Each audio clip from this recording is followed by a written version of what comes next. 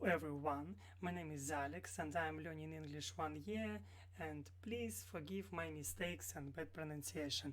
Today we will watch another video about USA, and this video not only about USA, this video also about USSR, the Cold War between these two countries. I think it will be useful for me because I know nothing about this war. I know nothing about Cold War, and also it be useful for me because I'm learning English, and I can improve my listening skills and my speaking skills. I think so. It can help me. Yes, and please leave like and subscribe. Let's go. I've decided that in order to sell more merch, I should do a face reveal wearing some of it. So are you ready? Here we go. Boom. New Minimalist and Cold War merch available now, and get the new limited edition Churchill character pin before it sells out, with more characters coming in the future. Link in the description down below. The year is 1917. Fighting rages on the Eastern Front of the First World War. Both Germany and Russia are on the brink of collapse. Soldier, I need you to bring me this man. Got it. Found him, sir. What? No, not Lenin. Lenin, the Russian communist. What? Why would I need a beetle? Lenin, the Russian communist. He was exiled to Switzerland. You know what? I'll do it myself.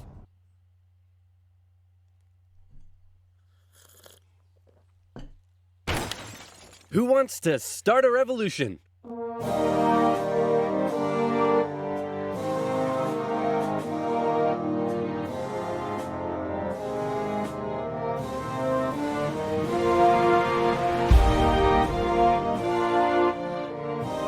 The Germans put Lenin on a train and sent him all the way back to Russia, hoping he and his mates would create an internal crisis. And create an internal crisis they did. The government was overthrown, and Lenin was in charge. He immediately pulled out of the First World War, made the country communist, started a 3-year-long civil war, got shot, broke the economy, caused a famine, and then he died.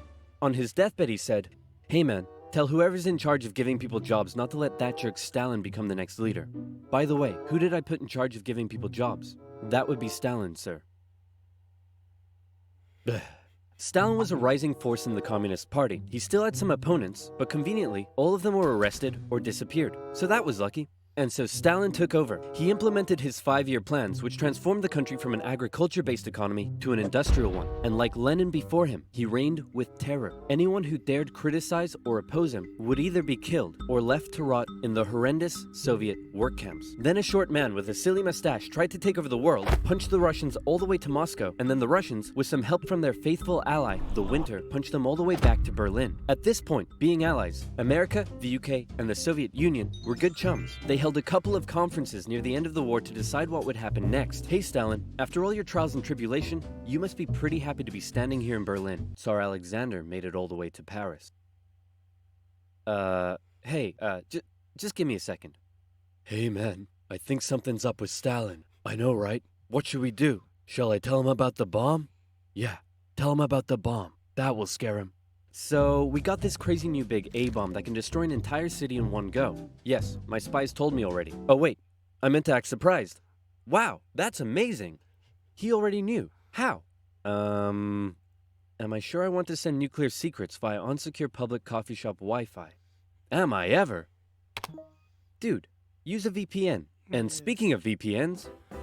I like his video, of course, and they're useful for us for improving our knowledge about history. But I want to skip his ads, and forgive me for that. Okay, let's go. Does the A stand for atomic or ass? Then America dropped their big A-bomb on Japan, and World War II officially came to an end. Hooray, we won! Okay, so now it's time to establish the New World Order. Stalin, you're in charge of Eastern Europe. Now, we want you to let them all hold elections. Oh yes, of course, elections. And these elections will be free and fair, right? Oh yes, certainly, free and fair. Definitely free and fair. Communist, communist, communist, communist, communist, communist. If that's not free and fair, I don't know what is. Throughout Eastern Europe, Soviet puppet governments were established as a buffer zone between the USSR and the West, with Churchill proclaiming an iron curtain. Poland, East Germany, Romania, Bulgaria, Albania, Yugoslavia, Hungary. curtain had descended across the continent. The relationship between the old allies was deteriorating fast. Over the next few years, the British intervened in the Greek Civil War to prevent a communist takeover. In Turkey, the Russians began demanding more control of Turkey's sea access routes, which prompted the US to send their largest battleship to Turkey for a friendly visit. After World War II, Iran was now occupied by both the Soviets and the British, with an agreement to both pull out once the war was over. The British pulled out. Stalin was like, you know what? I think I might stick around. All in favor of kicking Russia out of Iran? You want to know something? You guys suck. Pressure from the UN forced the Soviets to leave, and with the establishment of NATO, the Soviets had no doubt that the West was out to encircle and destroy them. And America announced the Truman Doctrine, in which they basically said, those guys are not cool, cannot be trusted, and we will do everything we can to prevent the spread of communism around the world. Many viewed this moment as the official declaration of the Cold War. Back in Europe, everyone was living in a post-apocalyptic void brought on by the Second World War. Cities reduced to rubble, not enough food. It was terrible. This is great. The more they suffered, the more likely it is they'll turn to communism. Dude, you're really messed up. What's wrong with you? My father used to punish me severely. America realized what was going on and quickly made a move. Under the Marshall Plan, they sent $12 billion to Western Europe for its economic recovery. The countries of Stalin's Eastern Bloc looked on with envy. Hey, Czechoslovakia, you want to come get some economic aid? Yeah, but I have to check with my mom first. Sorry, America. I can't come. This was a full-on economic battle raging between capitalism and communism in Europe. If the Western nations developed faster and better than the East, that would be a defeat for Stalin. So he set up his own rival economic recovery plan, which he called Comecon, and he also set up Common Form, which gave him more political control over the Eastern Bloc. But nowhere did this economic battle rage harder than in the city of Berlin. Caught over 100 miles behind Soviet lines, the city had been divided up between the Allies, and the western segments were still under Western control. East Berliners could travel freely to West Berlin, see the economic prosperity and think, maybe this communism thing ain't so great after all. I'm gonna have fun tonight. You're home late. Oh, Stalin. I was just out with my friends. Friends? You stink of capitalism! You're out engaging in imperialist debauchery again! I swear, Ivan, I can't keep doing this. Stalin wanted the West out, so he said, hey, guess what? I'm blockading all of your supply routes to West Berlin. What are you gonna do about it? I suppose we'll just fly the supplies in.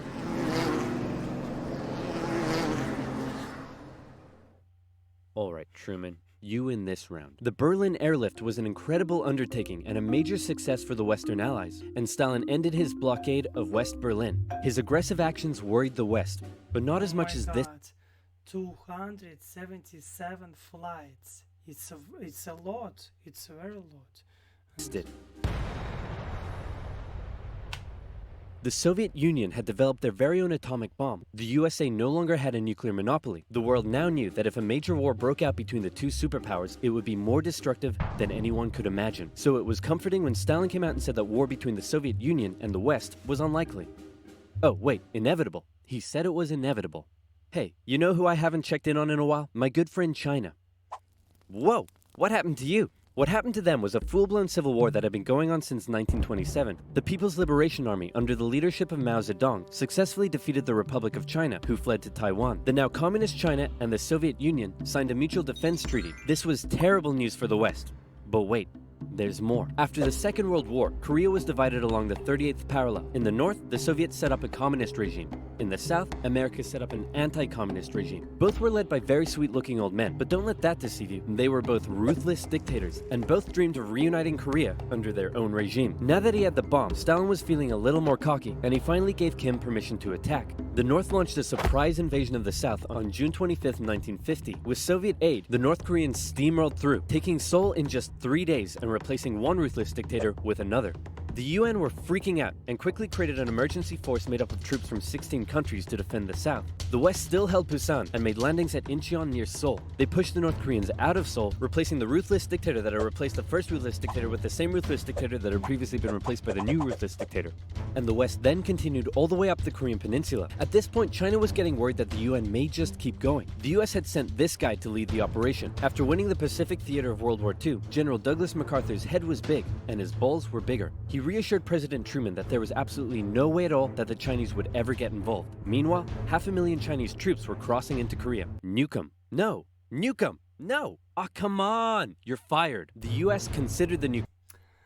I like his sense of humor. He speaks easy, and he can joke about it. He's do it well, and it's great. It's great video, and it's useful, I think, for students, and yes, it's a very useful video for history lessons, I think so. Yes, and it's fine, and fun.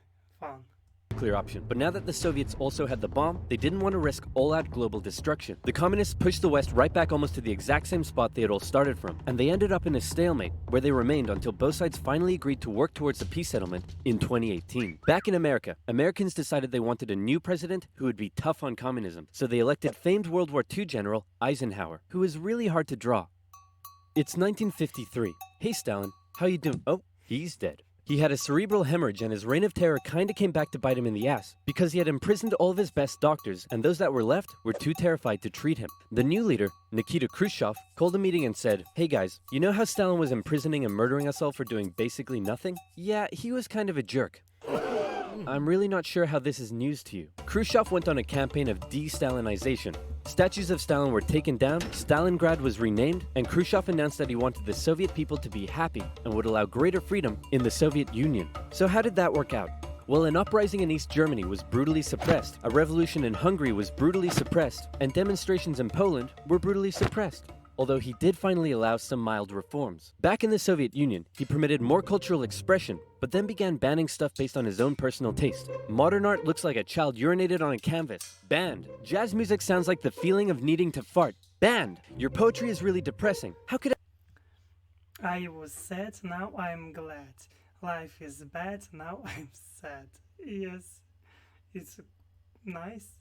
anyone in the Soviet Union be depressed? You're banned. Khrushchev wanted the Soviet people to be happy, but not like that, or that, or that. Young people began enjoying abhorrent Western pop culture. Son, remove that disgusting imperialist apparel at once. Shut up, Dad. You can't tell me what to do. Well, would you look at that? Turns out he can tell me what to do. The West had initially liked the cut of Khrushchev's jib, but world events soon soured relations even more. The two sides were spying on each other a whole lot throughout the Cold War. The KGB had spies and informants in nearly every aspect of Western life and government, so much so that whenever the US tried to send spies into the Soviet Union, the KGB were usually ready to arrest them on the spot. Members of the Manhattan Project aided the Soviet Union in acquiring the bomb. Some American officials believed they were on the wrong side. I'll sell you 3 secrets for $5 million. Okay. Go ahead. The Allies are digging a tunnel under East Berlin to tap your communications. There's an American agent living at this address in Moscow, and sometimes, when I'm home alone, I like to put on my wife's dresses, sit in the corner, and cry for hours. Very interesting. In America, fear took hold during the Red Scare and the McCarthy trials. American values imploded as fear of communism collided with freedom of thought and expression, and communist kind of became a buzzword thrown around to describe anything people didn't like. Hollywood? Communist. Your next door neighbor's dog? Communist. When the grocery store cashier asks if you need a bag when you clearly can't carry 10 tubs of Baconaise in your hands, communist. But one area in particular where the US had an edge over the Soviet Union was in its espionage technology. In particular, U-2 spy planes flew across Russia carrying out surveillance from the skies. There was a nasty incident in 1960 though, when one was shot down and Khrushchev was furious. Who the hell is this? He's a high-altitude weather enthusiast who flew off course. Okay, that sounds plausible. Wait a minute. Why does he have a gun and a poison needle? Because he's a very naughty high-altitude weather enthusiast. But much to America's concern, the Soviet Union appeared to be ahead in the space race. Everyone freaked out when Russia launched the world's first satellite, and then they actually sent a man into space. Even worse, there also appeared to be a missile gap in the Soviets' favor, and Khrushchev was so confident that he even allowed the US to set up a technology exhibit in Moscow, attended by a certain Vice President Richard Nixon. Check this out. We have color TV. Yes, but we've been to space and can obliterate you with our massive nuclear arsenal. Check out this vegetable peeler. Tensions increased further when both sides upgraded their atomic bombs to hydrogen bombs, and after West Germany was allowed to join NATO in 1955, Khrushchev set up the Defensive Warsaw Pact, strengthening the military ties between the Soviet Union and its satellite states. In 1960, Americans decided they wanted a new president who would be tough on communism, so they elected John F. Kennedy. The Soviet Union was advancing its technology, but it was also bleeding its coffers dry, and all of the money was going towards the military, not the people. Life under Yes, I think it's maybe the most important reason what government didn't think about people when was the USSR. I don't know now. We have of course problems, but in USSR I never lived there, but I heard a lot of stories. It was difficult to have something because it was all the people have money, but people can't buy something. Yes, because they have big problems with products. Under communism was still as hard as ever, and Berlin remained a thorn in the Soviet side. The contrast between the economically prosperous West and the struggling East was clearer day by day, and East Berliners were still able to freely travel to the West. Now, many of them were deciding to stay there. Millions defected to West Germany via West Berlin, causing Eastern factories to lose workers and taking a heavy toll on the economy. Soviet leaders decided this couldn't continue any longer. First, Khrushchev tried this: leave West Berlin, or else. Or else what? Or else, I'll be really mad at you. Yeah, no, we're gonna stay. Listen, man, West Berlin is ours, East Berlin is yours. That's just how it is. Kennedy felt pretty good about his show of American resolve. But wait a second, did you catch that? Let's replay it. East Berlin is yours. Uh-oh, Kennedy just told Khrushchev that the USA wouldn't interfere in what the Soviets did with their section of Berlin, so Khrushchev came up with a new idea. We're gonna build a wall, and it's gonna be a big, beautiful wall, and it's gonna keep out all the Mexicans. No, sir, that's wrong. It's gonna keep in these Berliners. Oh, sorry, it's gonna keep in all the Mexicans. On August 13th, 1961, Berliners woke up to find their city divided into two, with barbed wire and guards blocking the border between East and West. Over time, a wall was constructed throughout the city. Families were torn apart. Thousands would risk their lives escaping over the wall, and hundreds would die trying. To the despair of Berliners, the West were unable to do anything about it, but the wall did put on full display the failure of the communist system. As Kennedy said, democracy is not perfect, but we have never had to put a wall up to keep our people in. As part of the agreement between the two sides, US diplomats were still allowed to travel to East Berlin, but suddenly, East Berlin crossing guards started giving them the business, and Kennedy was like, nah-uh. In October, the US rolled tanks up to the crossing point at Checkpoint Charlie as a show of strength. The Soviets did the same, and the two were in a standoff. They stayed like that for 16 hours, and the world braced for nuclear Armageddon. Thankfully, though, Kennedy called Khrushchev directly and was like, hey man, this is getting way too hot. How about you back your tanks up by an inch and we'll do the same? Sounds good. Okay, how about you back your tanks up by another inch and we'll follow suit? Alright, hey, you want to do another inch? And they both very slowly inched away from the apocalypse. Phew, let's hope that's the biggest crisis of my presidency. It wasn't. Yes, I like this video. It was very informative and it was very objectively. I like his sense of humor, and I think I get his message, and we should learn from our history. We should we all do mistakes in our lives, but we can learn from our mistakes. We can study from our mistakes, and I think it will be very useful for me, and I hope you'll enjoy my reaction, and you can support me. You can leave like and subscribe. I will very appreciate it, and see you next time.